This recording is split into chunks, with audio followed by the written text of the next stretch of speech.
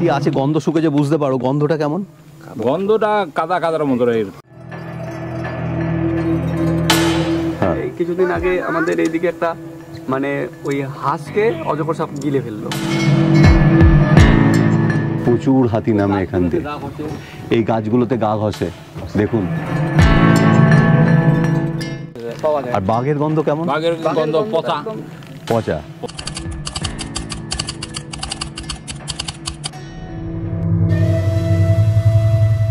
Hello বন্ধুরা, অন্যান্য পর্বের মতন আজকেও নতুন কিছু ঘোরার জায়গা দেখতে পাবেন। তবে এটা নর্থ বেঙ্গল সিরিজের দ্বিতীয় পর্ব। এর আগের পর্বে আমরা গিয়েছিলাম ভারত ভুটান বর্ডার, ভুটানের ফুন্টসিলিংয়ে। সেখান থেকে ফেরার পথে মোলাকাত হয়েছিল হাতির দলের সাথে। আজকে দক্ষিণ মেন্দাবাড়ির জেডি হোমস্টেতে ব্রেকফাস্ট সেরে আমরা যাচ্ছি বক্সা রিজার্ভ ফরেস্টের অন্তর্গত সিকিয়াঝোড়ায়। দক্ষিণ মেন্দাবাড়ি থেকে সকাল 10টার সময় বেরিয়েছি, এখন বাজে 10:40। আমরা গুয়াহাটি যে হাইওয়েটা রয়েছে সেই হাইওয়েটা ধরে কিছুটা এগিয়ে এসে পানিয়েলগুড়ি বলে একটা জায়গা রয়েছে, সেখান দিয়ে গাড়িটা বাঁ হাতে বেশ কিছুটা দূর এগিয়ে প্রায় 1.5 কিলোমিটারের মতন গেলেই পড়বে সিকিয়াঝোড়া। আর এই সিকিয়াঝোড়াকে অফবিট ডেস্টিনেশন উত্তরবঙ্গের। আরও একটা কথা বলা যেতে পারে, এই সিকিয়াঝোড়াকে অনেকে কিন্তু উত্তরবঙ্গের অ্যামাজন বলেও ডাকে। নিউ আলিপুরদুয়ার হচ্ছে সিকিয়াঝোড়ার সব থেকে কাছের রেলওয়ে স্টেশন। নিউ আলিপুরদুয়ার থেকে সিকিয়াঝোড়ার ডিস্টেন্স 20 কিলোমিটার। আর আমি এসেছিলাম নিউ কোচবিহার জাংশন থেকে ডুয়ার্সের মেন্দাবাড়ি হয়ে সিকিয়াঝোড়া। এটাই অরিজিনাল, মানে অ্যাকচুয়ালি বক্সা রিজার্ভ ফরেস্ট এটাই। আচ্ছা, তাই এখানে বোটিং এ একজন বোটে একটা বোটে কজন করে লোক যায়? একটা বোটে 23 জন 24 জন আচ্ছা করে লোক। জীবজন্তু দেখা পাওয়া যায় কি? হ্যাঁ, জীবজন্তু দেখা পাওয়া যায়, কিন্তু গ্যারান্টি না। আচ্ছা, তার মাঝখানে অ্যাকচুয়ালি এটা ফিল করার জন্য কি কি দেখা পেলে? হাতি, এখানে বাইসন, হাতি, হরিণ, তারপরে হর্নবিল পাখি, বিভিন্ন ধরনের অন্যান্য প্রজাতির পাখিও দেখা যায়। আমি রয়েছি সিকিয়াঝোড়া বায়োডাইভার্সিটি পার্কের সামনে। এখানে বোট রাইড হয়, 8 ঘন্টা 35 মিনিটের মতন করে লাগে যেতে, মানে ভেতরটা ঘুরিয়ে দেখিয়ে দেবে। জীবজন্তু দেখা পাওয়া যায় শুনলেন আপনারা। আর টিকিট হচ্ছে 20 টাকা হচ্ছে গেটের ঢোকার, আর নৌকার টিকিট হচ্ছে 60 টাকা। টোটাল হচ্ছে পার হেড 80 টাকা করে। মূলত এটা একটা পার্ক, পাশ দিয়ে চলে গেছে ঝোড়া, সেখানেই রয়েছে নৌকা বিহারের বন্দোবস্ত। ভাগ্য ভালো থাকলে জীবজন্তু দেখা আপনি পাবেন। তবে এখানে যখন এসছি তখন বাজে প্রায় 11টা, সুতরাং এই সময় জীবজন্তু দেখা পাওয়াটা সত্যিই ভাগ্যের ব্যাপার। তবে ফিলটা নিতে আপত্তিটা কি?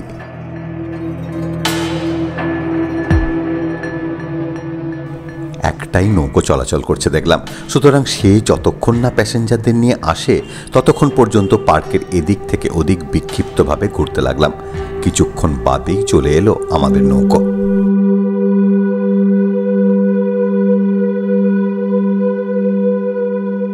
আমি এখন রয়েছি সিকিয়াঝোড়াতে। আর এই সিকিয়াঝোড়ার যে অ্যাম্বিয়েন্স, এই জঙ্গল সাফারি কাইন্ড অফ বলা যায় না, এটাকে বলা যেতে পারে নৌকা সাফারি। এর যে অ্যাম্বিয়েন্স, একটা অ্যামাজন টাইপের অ্যাম্বিয়েন্স, মানে চারিদিকে জঙ্গল আর মধ্যেখানে এইটা হচ্ছে গোটা 15 ফুটের মতন চওড়া একটা জায়গা দিয়ে নিয়ে যাচ্ছে আমাদেরকে। আর ডিপ এর জলের গভীরতা হচ্ছে 8 ফুটের মতন। যে কোনো সময় যদি ভাগ্য সহায় দেয় যে কোনো প্রাণীর দেখা যেতে পারে এখানে। আর হাতি তো অবশ্যই পারে, প্রচুর জায়গায় একদম কারেন্ট মানে হাতির পায়ের ছাপ রয়েছে, সেখানে জল খেতে আসে মূলত এরা এখানে। আর সেই জায়গাটাই পর্যটকদের কেন্দ্রবিন্দু হয়ে উঠেছে পশু পাখি দেখার ক্ষেত্রে, সিকিয়াঝোড়ায়।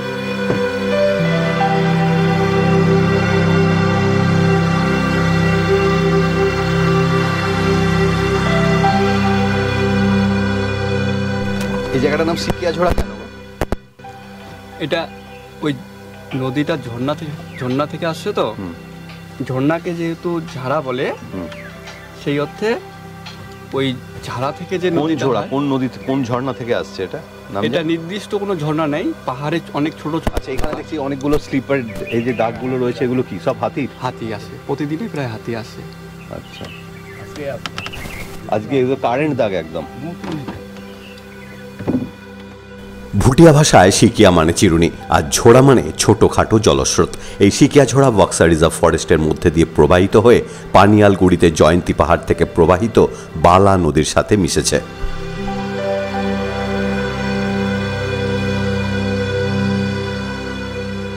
বাঘ আছে এখানে? প্রচুর বাঘ আছে, আমাদের 10খানা গরু বাঘ খেয়েছে এই এলাকাতে? হ্যাঁ, বাঘ আছে। কি ধরনের হাতি বাঘ আছে? এই যে জঙ্গলটা দেখা যায় না এদিকে, হ্যাঁ। এখান থেকে 100 মিটার দূরে আমরা একটা মাছকে মেরে দিয়েছি, হাতি। আচ্ছা, বাঘ বলতে কি চিতাবাঘ নাকি চিতাবাঘ। রয়্যাল বেঙ্গল? চিতাবাঘ। চিতাবাঘ। রয়্যাল বেঙ্গল আছে এদিকে? না, রয়্যাল বেঙ্গল নেই, কিন্তু অনেকে বলছে ছাড়ছে, কিন্তু এটা আমি বলতে পারবো না। আচ্ছা, এই জলে রুই, কাতলা, শিঙি, মাগুর, পাবদা, বোয়াল প্রভৃতি মাছ দেখতে পাওয়া যায়। তবে এখানে লোকে মাছের নেশায় নয়, আসে পশু দেখার বাসনা নিয়ে। আচ্ছা, বর্ষাকালে জল কতখানি ওঠে? বর্ষাকালে খুব বেশি জল ওঠে না, যখন বন্যা হয় হ্যাঁ। তখন প্রায় টোলোমোলো পরিস্থিতি তৈরি হয়। সেদিনকে রোদ বিশেষ ছিল না, একটা মেঘের আবরণ ছিল আকাশ জুড়ে।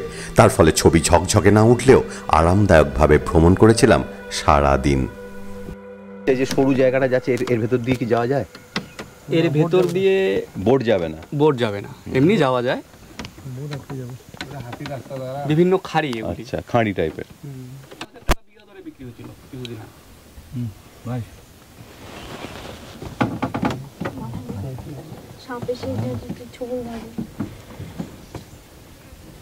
এই জায়গাটা হাতি স্নান করে।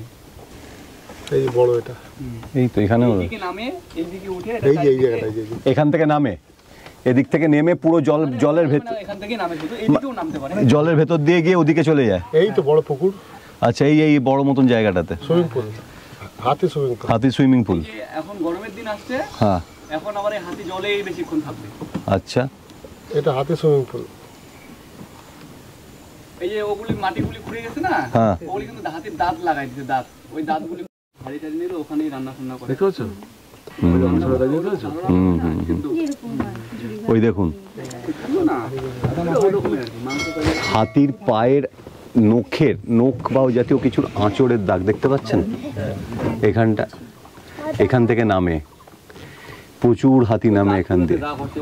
এই গাছগুলোতে গা ঘষে, দেখুন কাদা লেগে আছে চারিদিকে, এই তো ভেঙে ফেলেছে, দেখো পুরো চারদিকে কিন্তু ভাঙা সব। বেশিক্ষণ এই জায়গাটায় থাকা যাবে না, বিপজ্জনক জায়গা। দাদা গর্তটা বলেন। হুম দাঁত মেরে গর্ত করছে ওই। হুম ওগুলো জানে।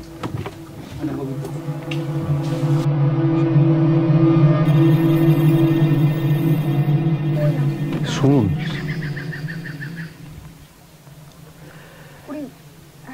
কথা বলতে ইচ্ছে করে না, তাও কিছু কিছু ইনফরমেশান আপনাদের সঙ্গে শেয়ার করে রাখি। সেটা হচ্ছে, এইখানে কিন্তু অনেক সময় চোরা শিকারিও কিন্তু গাছপালা কেটে নিয়ে যায়। বেসিক্যালি যাদের আন্ডারে যেসব মানুষরা কাটে তারা কিন্তু খুব গরিব লোক হয়, তাদের নিজেদের প্রাণের ঝুঁকি নিয়ে এসব জায়গায় আসে। আর জায়গাটা কিন্তু খুব বিপজ্জনক। আমি যেরকমভাবে বসে রয়েছি, মাথার উপর দিয়ে অনেক সময় গাছের পাতা চলে যাচ্ছে, সেখানে কিন্তু সাপ জড়িয়ে থাকে। যে কোনো সময় কিন্তু বিপদের আশঙ্কাও উড়িয়ে দেওয়া যায় না। এই সিকিয়াঝোড়াতে ঢোকার মুখে একটা বাঁধ রয়েছে, মনে হয় সেটা দিয়েই এই নদীর স্রোতকে নিয়ন্ত্রণ করা হয়। বনের মধ্যে দিয়ে হাঁটার পারমিশন কারুর থাকে না, তবে সিকিয়াঝোড়ার মধ্যে দিয়ে 4 কিলোমিটার নৌকা ভ্রমণ আপনার সে আশা অনেকটাই পূরণ করে দেবে। ওইখানটায় ওইখানে ওই টারিংয়ে এখানে 20টা হাতি। 20টা হাতি? 20টা হাতি একদম সামনাসামনি তো তাহলে? হ্যাঁ, গোটা বোমটা ফুটাইছি, হ্যাঁ। অর্ধেক বোম ফুটাইছি, অর্ধেক বোম জলে পড়ে। বোম কোথায় ফোটাও? ওই ওদের সামনে ফেলে দাও? হ্যাঁ, ওদের সামনে। মানে ভয়ে মানে কতগুলা ফুটে কতগুলা। আচ্ছা, হাতি আছে, গন্ধ শুকে যে বুঝতে পারো, গন্ধটা কেমন? গন্ধটা কাদার মতো কিরকম গন্ধটা হচ্ছে এরকম আর কি, মনে করো যে গন্ধটা এমন খুব কঠিন না, হ্যাঁ। আপনি যদি 2-4 দিন 5 দিন 7 দিন 10 দিন বুঝেন আর কি গন্ধটা, সেই গন্ধটা পাওয়া যায়। আর বাঘের গন্ধ কেমন? বাঘের গন্ধ পচা পচা, মানে কেমন খড়খড়ে গন্ধটা, মানে যেরকম পেচ্ছাপ করে অনেকদিন শুকিয়ে রাখলে যেরকম গন্ধ হয়, গরু যেরকম মারা যায় হ্যাঁ কিরকম ছেন, হ্যাঁ, ওই টাইপ। ওই ও আচ্ছা, হ্যাঁ, ও তো পচা জিনিস খায় তো। আচ্ছা, গন্ধটাকে ঠিকঠাক মুখে বলে বোঝানো সম্ভব নয়। না সেটাই। আরে গরুর পচার গন্ধই যে তা তো নয়, হ্যাঁ, অন্যরকম একটা গন্ধ।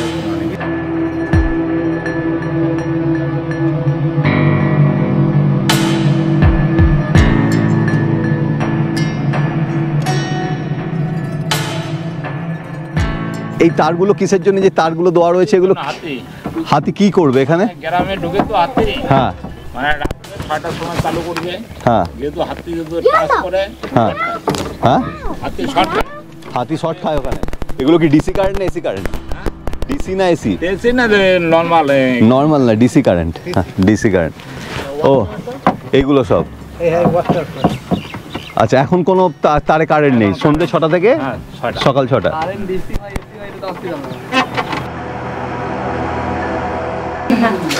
ঘুরতে ঘুরতে যদি খিদে পেয়ে যায়, শ্রী আছে ওয়েস্ট বেঙ্গল গভর্নমেন্টের এখানে যে গ্রুপগুলো রয়েছে সেই গ্রুপের, সেলফ হেল্প গ্রুপের। তা এখানে কিন্তু আপনি কি কি পাওয়া যায় দিদি? ভাত, মাছ?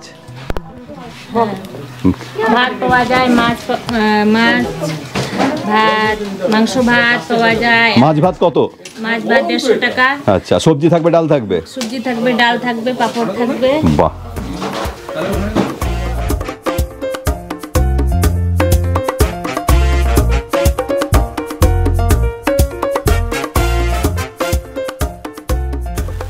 সিকিয়াঝোড়া থেকে বেরিয়ে আমাদের পরবর্তী গন্তব্য বক্সা রিজার্ভ ফরেস্টের অন্তর্গত জয়ন্তী এবং বক্সা দুর্গ।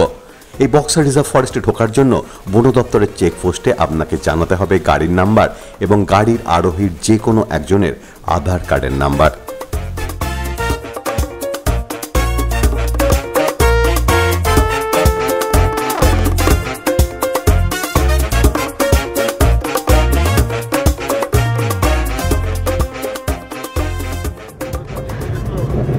আমি ঢুকে পড়লাম বক্সা রিজার্ভ ফরেস্টের একদম ভেতরে।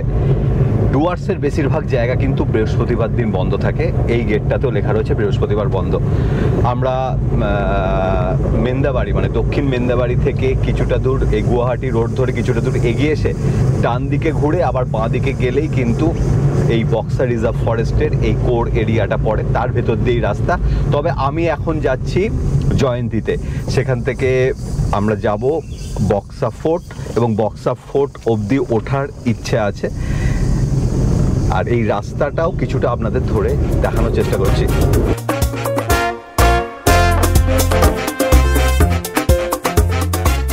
বক্সা ফরেস্টের এই সোজা রাস্তাটা চলে গেছে বক্সা দুর্গের দিকে, আর ডান দিকের রাস্তাটা জয়ন্তীর দিকে।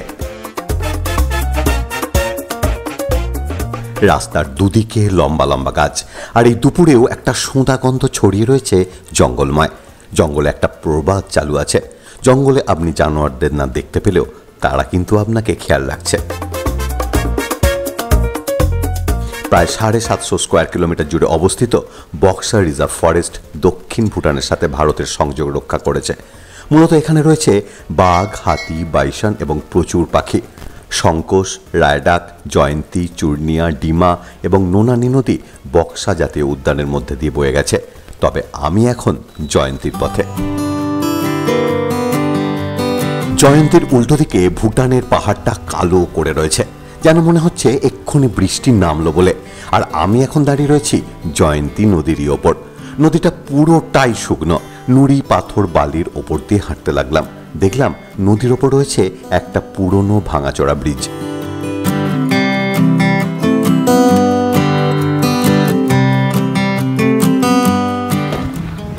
দাঁড়িয়ে রয়েছি জয়ন্তী নদীর ওপর।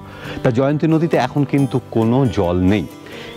এখন অবশ্য শীতকালকে পেরিয়ে গরমকাল পড়েছে, সেই জন্য জল নেই। তবে বর্ষাকালে কিন্তু যথেষ্ট জল থাকে, তখন কিন্তু এরকমভাবে নদীর ওপর দাঁড়ানো যায় না। আর আগে এখানে একটা ব্রিজ ছিল, সেই ব্রিজে করে এপার ওপার হতো। আমি ঠিক সেই জায়গাটা দাঁড়িয়ে রয়েছি, ব্রিজের দুটো থামের ঠিক মধ্যেখানটা। জলটা কিন্তু এখান দিয়ে বেশ ভালোভাবেই প্রবাহিত হতো। আর একটা ইনফরমেশান দিয়ে দিই, ওই যে দূরে পাহাড়টা দেখা যাচ্ছে, এখান থেকে কিন্তু একটা রাইড হয়, মানে গাড়ি আছে জিপসি, তা সেই গাড়িটা এই রকম নদীর ওপর দিয়ে গিয়ে ছোট মহাকাল দর্শন করায়। ওই দূরে দেখা যাচ্ছে 1600 টাকা করে নেয়। তারপর ওখান থেকে হেঁটে প্রায় 1 ডে ট্রেক হচ্ছে কিন্তু বড় মহাকাল মন্দির।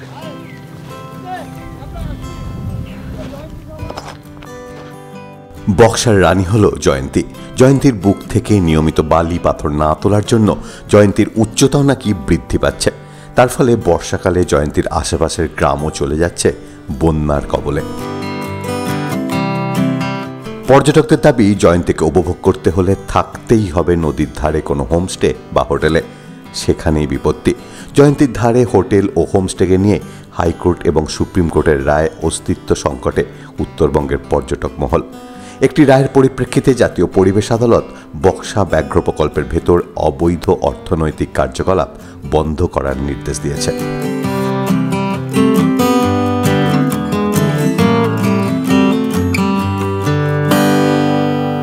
জয়ন্তী নদীর ধারে বিক্রি হওয়া এই ধরনের শশাগুলো খুব মিষ্টি হয়। একটু বিট নুন দিয়ে খেতে যা লাগে না।